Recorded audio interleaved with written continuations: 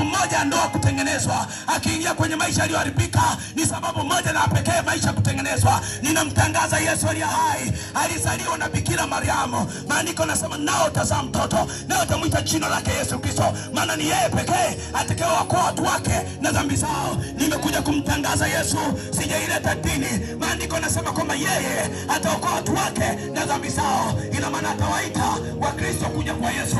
Amekuja kuokoa Wakristo wote wamfuate Yesu.